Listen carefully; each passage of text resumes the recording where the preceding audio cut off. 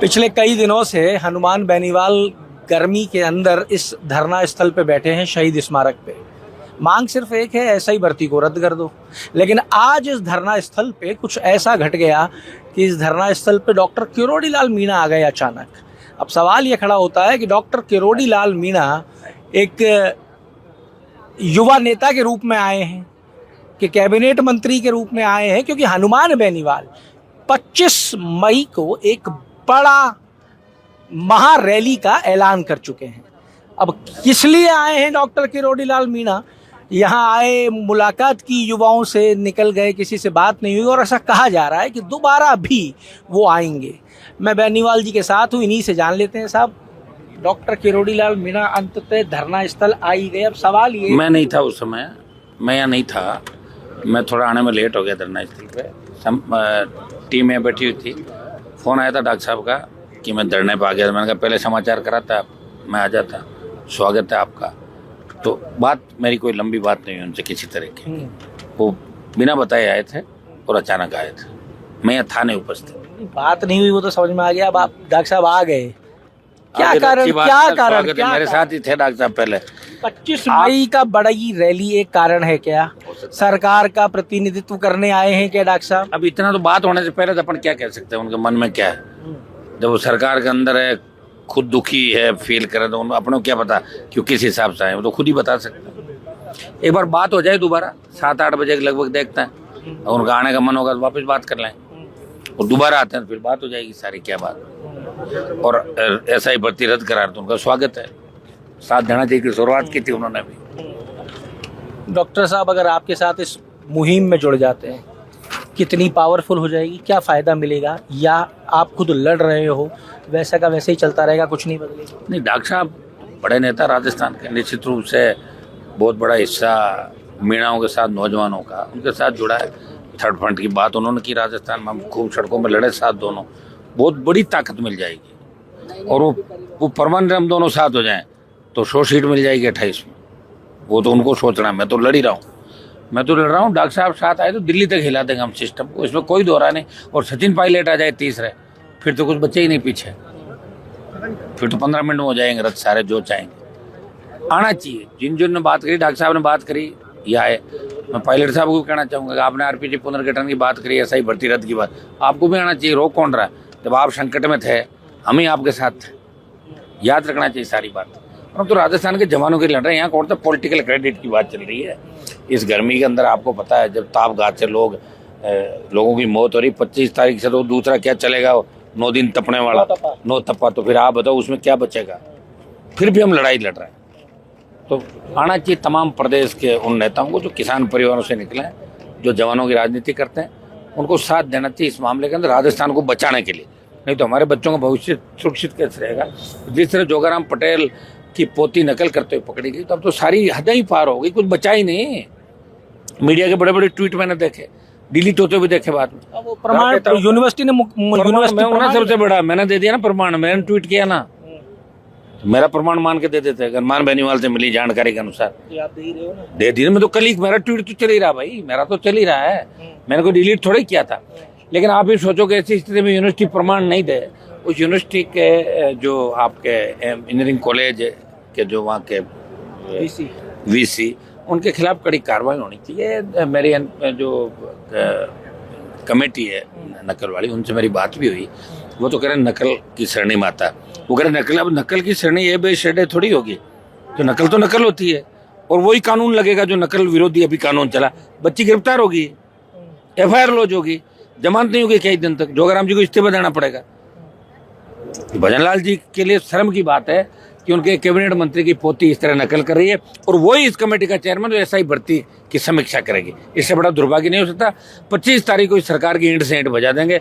ये जितने भी जोगाराम और ऐसे लोग हैं, ये सब दिल्ली तक इनका पता लग जाएगा। पोल पड़ी पहले अपने बेटे को किस तरह इसने AA बना के और लोभ का पद दिया, और उसके बाद उसको जब मोदी का कार्यक्रम था हटाया, और अब कर्मचारी चयन बोर्ड का वकील बना दिया उसको। ये तो फर्जीवाड़े की दुकान है पूरी पूरी। पर बेनीवाल जी, आप क्या किस दिशा में जाता देख रहे हो राजस्थान? ये खबरें बड़ी आम हो गई। तो ये तो दिशा जब भी ठीक है, जब हमारे जैसे लोगों की सरकार आए, तो 48 घंटे में ठीक हो जाएगा राजस्थान। आप कहते आए हो तीसरे मोर्चे की बात राजस्थान के अंदर। आप प्रयास भी करते हो, लेकिन आपको एक रोचक बात बताता हूँ आज। राष्ट्रीय लोकदल है जयंत चौधरी, हाँ, उन्होंने जोगिंदर अवाना को अपना प्रदेश अध्यक्ष बना दिया है, आज ही घोषणा की है, प्रेस कॉन्फ्रेंस भी हुई बड़े स्तर की। मैंने वहां पे उनके महासचिव हैं त्यागी, मैंने उनसे सवाल किया कि आप चौधरी जी की बात कर रहे हैं, चौधरी जी की विचारधारा पे एक आदमी हनुमान बेनीवाल सांसद भी है, वो सड़क पे बैठे हैं 25 दिन से ज़्यादा हो गए, पर उन्होंने कहा कि वो अपने खुद के मुद्दे हैं उनके अलग, हम उन मुद्दों पे उनके साथ नहीं है, हम तो एनडीए के साथ हैं। तो राजनीति में किस तरीके से देखें, लोग कैसे विश्वास करें? आज वो पहले वो कांग्रेस के साथ थे, अब रैली में आए थे, पहले मेरी रैली में आए थे, 5 लाख की रैली को राहुल गांधी को जाके बता दिया मेरी फोटो मेरी रैली है, 2 टिकट सेट कर लिए थे। जो चलता ही राजनीति, उनकी राजनीति यही है, वो अपनी जगह सही है, मैं मेरी जगह सही हूँ, मैं सड़कों के लिए संघर्ष के लिए पैदा हुआ हूँ और वो सत्ता और राज के लिए पैदा हुआ है, इतना फर्क है हमारा अंदर। तो कब तक चलने वाला है संघर्ष? चलता हो जाएगा संघर्ष, तो खत्म ही होगा, आखिर जीत हो जाएगी हमारी। तीसरा मोर्चा राजस्थान में दिखेगा 100% दिख ही गया। पिछली बार कुछ मैनेजमेंट कुछ कमियां थी, इस बार आपको नजर नहीं आएगी।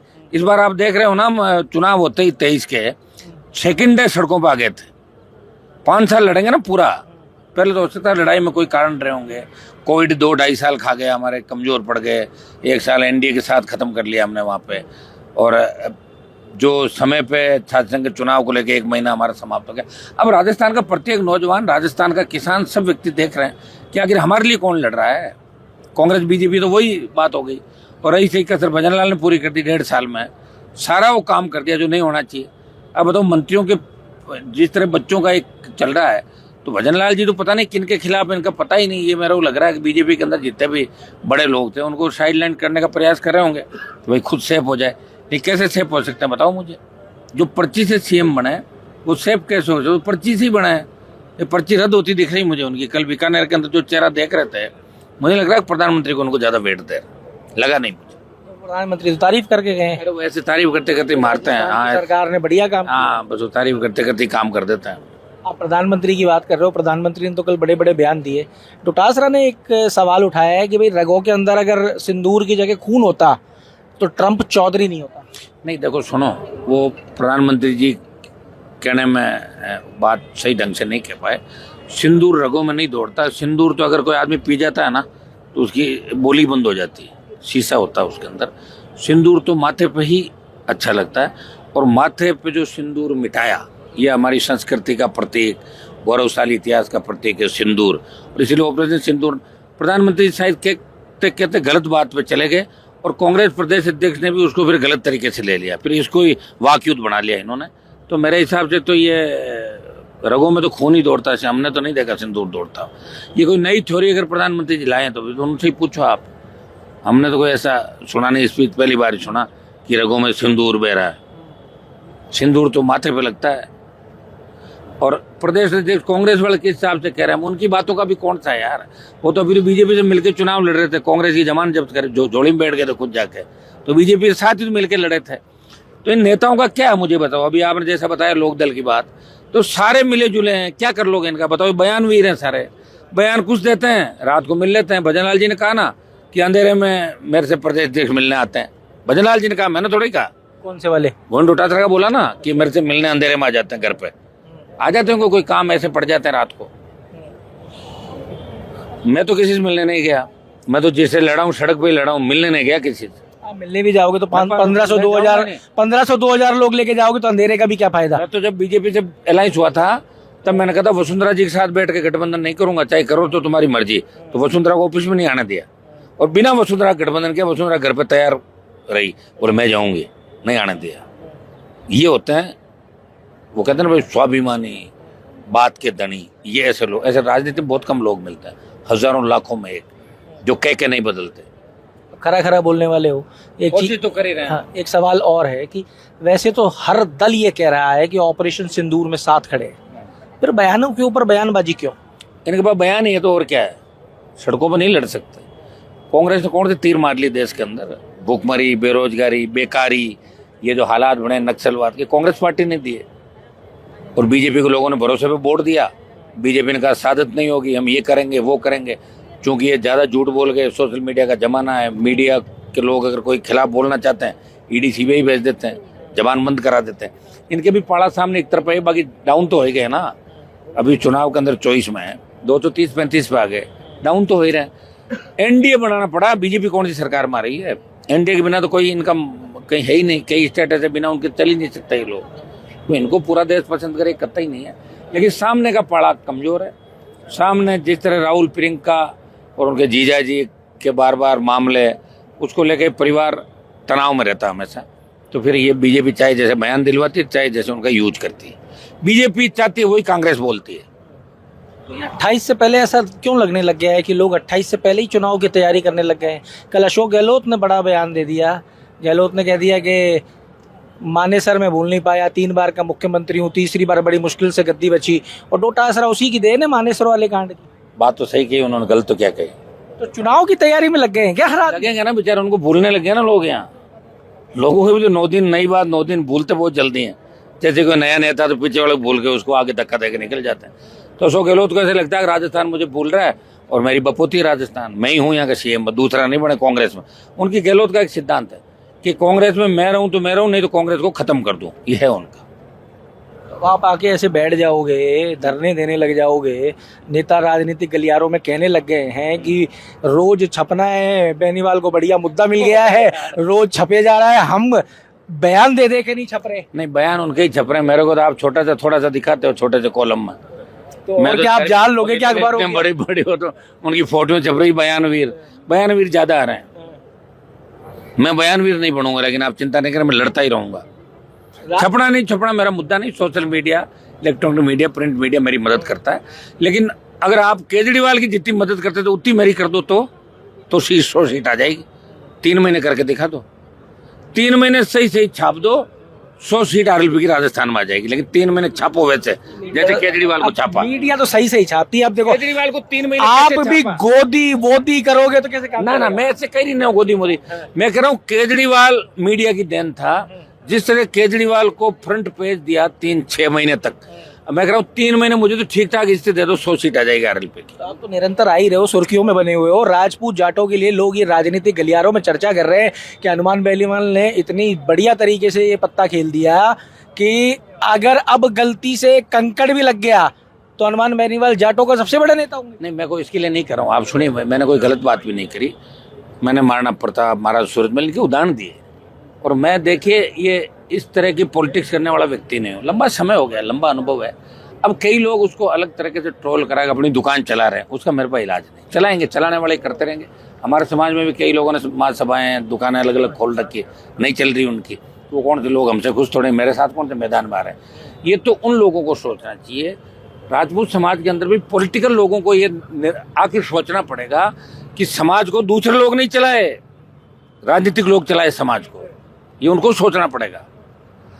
और सत्य की जो मैंने बात कही, मैंने कहा जाट, गुजर, यादव, मीणा जो लड़े, ब्राह्मण भी लड़े, अगर कहीं पे राजा हुए ब्राह्मण, तो राजा जो था आपके और बहुत से राजा हुए देश के अंदर अलग अलग, जो राजा था, जो रक्षा करता था, जो लड़ता था तलवार, तीर, तोप से, वो क्षत्रिय था। क्षत्रिय क्या था?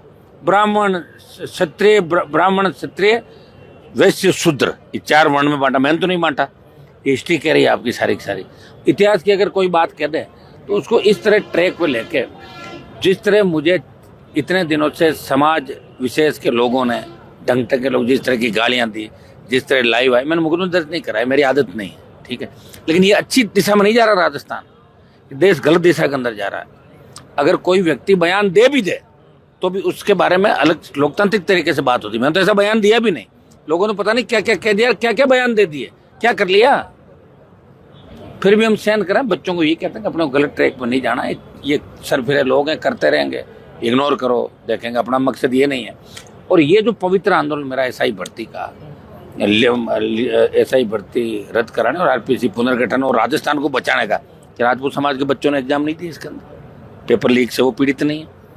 मैंने मेघराज सिंह के खिलाफ आंदोलन नहीं किया, बजरी माफिया के खिलाफ किया। राजपूत समाज के लोग आगे थे कि हमारे उसके क्यों कर रहे हैं, तो मैंने बयान दिया। मैंने कहा ऐसा करो, राजपूतों की बजरी फ्री करा दो, मैं आंदोलन आज ही वापस लेता हूँ। फ्री करी तो नहीं मेघराज सिंह ने। अरे किसके लिए बोलते हो आप भाई?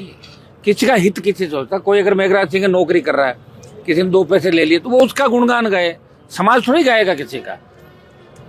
समाज किसी के पीछे नहीं होता। अगर यूं ही समाज पीछे होने लगे तो फिर पैसे वाले ही समाजों को चलाएंगे सारे के सारे। तो फिर तो टाटा बिरला ही प्रधानमंत्री होना चाहिए देश के, पैसे वाले ही हैं। फिर लोकतंत्र किस बात का? ये तो लोगों को सोचना चाहिए। मेरी सोच अलग है, मेरी क्रांतिकारी सोच है साहब, इसलिए मैं किसी नेता को अपना नेता नहीं मानता। तो मेरे घर में किसी नेता की फोटो भी नहीं मिलेगी आपको। भगत सिंह की मिलेगी, महाराज सूरजमल की मिलेगी, और ऐसे लोगों की फोटो मिलेगी, या लोक देवताओं की, ऐसे लोगों की जो गाय के लिए लड़े, व्यवस्था सुधार के लड़े, समाज सुधार के लड़े, ऐसे ही लोगों की, क्रांतिकारियों की फोटो ही मिलेगी मेरे आसपास। नेताओं को मैंने आइकन नहीं माना किसी को। जब से आप यहाँ बैठे हो, जब से एक आंदोलन और तेज हो गया है, भर्ती रद्द ना की जाए, आज भी परिजन पहुंचे आदर्श नगर के अंदर। देखिए, जो ऐसा है कि जो लोग ईमानदारी से, अगर ऐसा ही के अंदर किसी का चयन हुआ है, हमको उनके खिलाफ नहीं है, लेकिन ये तय कैसे करोगे ईमानदारी से? एक चोरी से 35 दिन पहले पेपर लीक हो गया, 500 तो करीब एसओजी खुद कह रही है, तो 500 को तो 700 ही मानो आप। 50,000 लड़के लड़की होंगे जो ईमानदारी से पढ़े, वो तो वापिस आ जाएंगे। इसमें नहीं आएंगे तो आरएस का दे देंगे। वो तो पढ़ लिखे, इतने पढ़ लिए होंगे ना 3 साल, तो उनको ही हमारा कहना, आप क्यों आंदोलन करो बिना फालतू? आप तो ये कहो कि राजस्थान अगर सुधरता है तो हम हमारा बलिदान देने को, जिस हनुमान बेनीवाल 25 साल अपने जीवन के जवानी के इस राजस्थान को दिए, तो 2 साल तुम भी दे दो भाई। ये राजस्थान को तो बचाना, और क्या करना है? मैं ही बन जाता 3 में मंत्री, मैं भी घूमता वसुंधरा के साथ हेलीकॉप्टर में। मुझको मना कर रहा था क्या? इसका भविष्य क्या नजर आ रहा है? रद्द हो जाती है तो वो कोर्ट जाएंगे। ना, वो तो सही हो जाएगी, रद्द होते ही ठीक हो जाएगा, सारा काम सही हो जाएगा। रद्द के साथ पकड़े जाएंगे लोग, जांचें चलती रहेगी, धीरे धीरे पकड़ते रहेंगे, क्या दिक्कत है? ये सोचे वाली दुकान भी चलती रहेगी साइड में। नई भर्तियों के ऊपर नई भर्ती लागू करने पे इसका प्रभाव नहीं दिखता? मैं कह रहा हूँ, नई भर्तियां कहाँ से कर पाओगे आप? जिस तरह जेटीए वाला एग्जाम हुआ, OMR सीटी आपने उस पर दस्तखत ही नहीं करवाए। आज जोगाराम वाला पोती वाला हो गया, कल और हो जाएगा। तो ये तो चल ही नहीं रही सरकार भाई। सरकार बड़ी बदनाम हो गई, गांव गांव ढाणी ढाणी, सरकार को सीरियस नहीं ले रहा कोई। और जैसे ही भजनलाल जी का नाम लो, लोग हंसने लग जाते हैं। सबसे पहले तो अगर कहीं भी बात करो, अगर कोई पशु चरा रहा है उसको भी बोलो भजनलाल, बोले यार फालतू बात मत कर, दूसरी बात कर। मतलब भजनलाल जी को सीरियस नहीं ले रहा। और बच्चों को कह दो कि आप तो बेटा भजनलाल जी की तरह, बोले मेरा नाम भजनलाल मत लो, मैं भजनलाल नहीं बनना चाहता, मैं और बड़ा बनना चाहता हूँ। भजनलाल जी को सीरियस नहीं ले रहा। अब आप मेरे पे डाल दोगे, मैं थोड़ी कह रहा हूँ, ये राजस्थान का हर आदमी कह रहा है। आप ये कह रहे हो कि आप ही नहीं कह रहे हो? मैं तो महाराज, आप ले लो ना इंटरव्यू, निकल पड़ो, आप बना लो स्टोरी बढ़िया सी। हर गांव मोहल्ले ढाणी दुकान पे आपको चाय की थड़ी पे मिल जाएंगे लोग कहते हुए भजनलाल जी किससे कहानी सुनाएंगे। और भजनलाल जी की आदत है, नाराज हो जाते हो, वो कह रहे हैं मेरा पीछे की बातें क्यों बताते हो। लोग ये भी कहते हैं कि आम आदमी है, शरीफ आदमी है, इसलिए किसी को कुछ नहीं करते। लेकिन करते नहीं, कुछ जानते नहीं भाई। शरीफ आदमी का मतलब ये थोड़ा कि राजस्थान को बर्बाद कर देंगे। अगर ये अच्छे होते तो जोगाराम जी इस्तीफा ले लेते कि आपकी पोती पकड़ी के तुरंत हटो, तब माना जाता कुछ दम है इनके अंदर। तो करा दो, एक ही करा दो, चलो जोगाराम जी वाला ही करा दो। हमारा छोटो SI वाला हम करा देंगे, लड़के प्रधानमंत्री से करा लेंगे। ये जोगाराम जी वाला इनसे करवा दो। एक आध काम तो ऐसा करो भजनलाल जी, जिससे लोग आपको भजन मंडली के नाम से नहीं जाना है कि कुछ भजन ही नहीं गाते, और भी काम करते हो आप। तो साहब, ये आप सुन रहे थे नागौर सांसद हनुमान बेनीवाल को, जिन्होंने स्पष्ट कर दिया कि अगर डॉक्टर किरोड़ी लाल मीणा आते हैं तो स्वागत है उनका। क्यों आए डॉक्टर किरोड़ी लाल मीणा यहाँ, ये एक विचारणीय विषय है। डॉक्टर किरोड़ी लाल मीणा जब आए तो वो यहाँ मौजूद नहीं थे। नागौर सांसद का ये भी कहना है कि अगर डॉक्टर किरोड़ी लाल मीणा यहाँ आए हैं और युवाओं का समर्थन करते हैं तो ये युवाओं के लिए फायदेमंद रहेगा, क्योंकि डॉक्टर लोगों के लिए खड़े रहे हैं। ये मुहिम उन्हीं ने शुरू की है। पर सवाल बड़ा है कि डॉक्टर किरोड़ी लाल मीणा धरना स्थल आए, युवाओं से मिले, चले गए, 7 बजे वापस आएंगे ये कह के गए, लेकिन आए क्यों? कारण क्या है? क्या बड़ी बात है? क्या 25 तारीख की महारैली के लिए, सरकार का प्रतिनिधित्व करने के लिए डॉक्टर किरोड़ी लाल मीणा यहाँ हनुमान बेनीवाल के धरना स्थल पे पहुंचे हैं? सब कुछ आप तक पहुंचाएंगे। जुड़े रहिए हमारे साथ। अमर उजाला के लिए जयपुर से मैं आशीष। अगर आप ये वीडियो YouTube पर देख रहे हैं तो हमारे चैनल को सब्सक्राइब करें और बेल आइकन को दबाना ना भूलें। अगर आप Facebook पर ये वीडियो देख रहे हैं तो हमारे पेज को लाइक करें।